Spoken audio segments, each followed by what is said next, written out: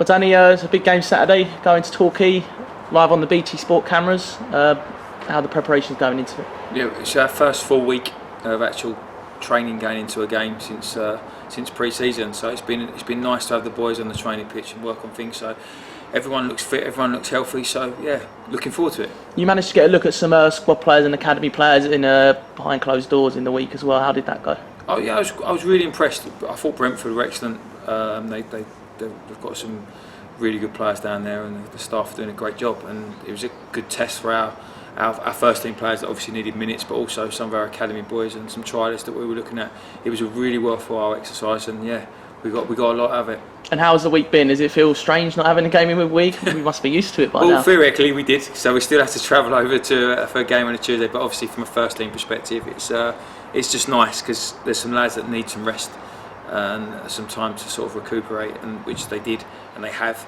And as I said, it's good to get on the grass and actually be able to do some double sessions and take the boys through some of the things we want to work on going into the next sort of cluster of games.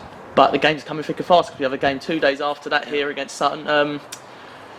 When it's the Torquay match and we're winding down to the last few minutes, last 20, last 30, are there any players in mind we think you might save them a bit for the Monday's fixture? No, I've had this conversation before with several people. I don't think there's any point trying to save people's legs in a game if it puts the fixture's result at risk, because there's no point saving legs for Monday and then you go and lose the game.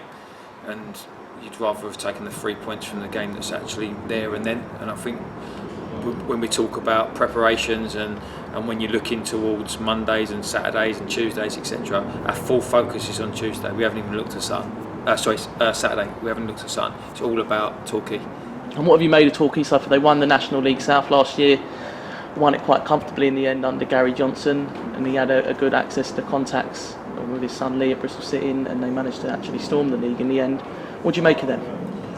He's a very experienced manager, and he proves his sort of knowledge and nous in the game time and time again. And like, full credit to what they did last year. They were probably one of the best sides, if not the best side in the league, pretty much the whole season. So, and like you said, it's nice when you can bring loan players in of the calibre that he did.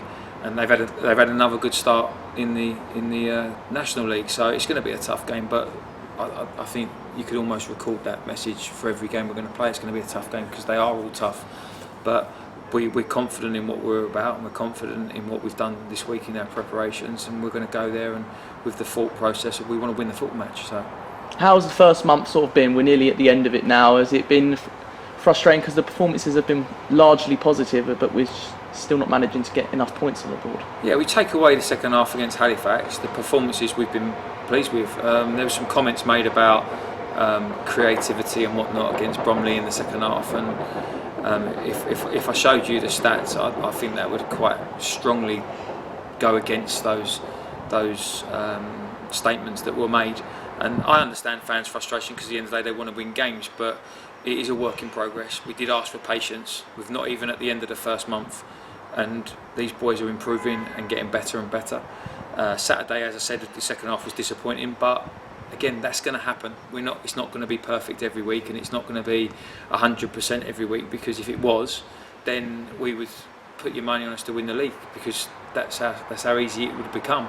It's not like that, and we have to take the rough with the smooth, and we work. And I think that from a points perspective, no, we're probably not where we want to be.